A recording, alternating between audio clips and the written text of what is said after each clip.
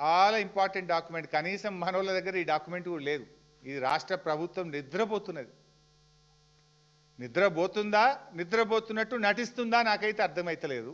జనరల్గా తెలంగాణ సోయున్నోడైతే, తెలంగాణ పాలకుడైతే, తెలంగాణ మేలుగోరేవాడైతే ఈ ఉత్తరం చూస్తే తెల్లారే ఒంటికాల మీద లేస్తాడు, ఢిల్లీలో అవసరమైతే ధర్నా పెడతాడు, కేంద్ర ప్రభుత్వం ప్రధానమంత్రిని కలవాలి, మన ఎంపీలు పార్లమెంట్లో లొల్లి పెట్టాలి. మరి అసలు ఈ లెటర్ రాలేదా, మీరు పని చేస్తున్నారా, నిద్రపోతున్నారా నాకు తెలియదు. వచ్చినా కూడా కళ్ళు మూసుకున్నారా, ఐ డోంట్ నో. బట్ ఇది నేను ఇప్పుడు బయట పెడతా ఉన్నా. ఆల్రెడీ గోదావరి బనకచెర్లకు సిడబ్ల్యూసిలో అత్యంత కీలకమైన అనుమతి రానే వచ్చింది, ఇచ్చేసింది కేంద్ర ప్రభుత్వం. ఇది అంతర్రాష్ట్రీయ మామ్లే చెర్లైన పోలవరం నల్లమల సాగర్ అయినా ఒకటే, గవే నీళ్లు, గదే సోర్సు, పోలవరంకి వెళ్ళి తీసుకుపోతారు. ఇక్కడ ఏమైంది, నీటి లభ్యత ఉన్నది, నీళ్లు తీసుకుపోవచ్చు అని క్లియరెన్స్ ఇచ్చేసారు. అసలు ఎంత ఘోరము. ఏం చేస్తున్నారు మీరు, నిద్రపోతున్నారా? ఉత్తమ్ కుమార్ రెడ్డి పొద్దుగాలేస్తే మమ్మల్ని తిట్టుడేనా? రేవంత్ రెడ్డి ఎప్పుడు లాగుల తొండలు జరుగుతా, లేకపోతే ఏందో అంటాడు కదా, ఇంకా మెడల పేగులు వేసుకుంటా, గోటీలాడితే, ఈ చిల్లర మాటలేనా?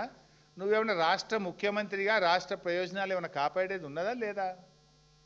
అసలు నువ్వు ఆ కుర్చీలో కూర్చున్నది ఆంధ్రాకు వత్తాసు పలకడానికా, బాబు గారికి గురుదక్షిణ చెల్లించడానికా, తెలంగాణ నీళ్లు ఆంధ్రాకు దోచిపెట్టడానికా? ఆంధ్ర అల్లుడున్నంత మాత్రాన ఆంధ్రాకు నీళ్ళు ఇస్తారు ఎవడన్నా? నీకు అల్లుడు ఆంధ్రనేమో కానీ నువ్వు ముఖ్యమంత్రివి రాష్ట్రానికి కదా. ఇందులో అదే డాక్యుమెంటు పేజ్ 2 హైలైట్ చేసి చూపిస్తున్నా మీకు నేను. ఇది మీ అందరికీ కూడా షేర్ చేస్తా ఈ document. State government has used the discharge data of Godavari at Polavaram site for the period from 1980-81 to 2020-23. Based on this discharge data, the state government has assessed the availability of flood water as under.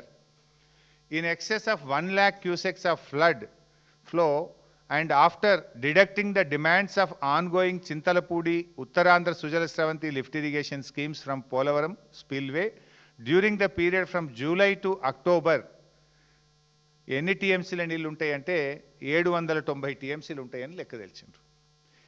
In excess of 3 lakh cusecs of flow during July to August and 1 lakh cusecs of flow during September to October, and after deducting the demands of ongoing Chintalapudi and Uttarandhra Sujala Sravanthi lift irrigation schemes from Polavaram spillway 418 టీఎంసీలు ఉంటాయి. అంటే 1,00,000 క్యూసెక్కుల flood పైన పోలవరం మీద ఎంత ఉంటాయి అంటే 790, 3 లక్షల క్యూసెక్కుల మీద ఫ్లడ్ ఎంత ఉంటుంది అంటే 418 టీఎంసీలు ఉంటాయి అని లాస్ట్కి వాళ్ళ కంక్లూజన్ నేను చదివేది.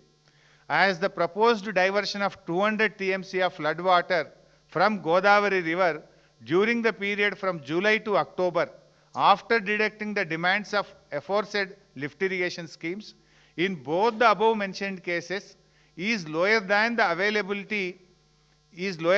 availability of flood water, 75% dependability discharge of Polavaram Dam. Therefore, the proposal appears to complain to Annex G of the GWTD decision. Signed by Manoj Kumar, date 30 July 2025, సమయం 1:37 అంటే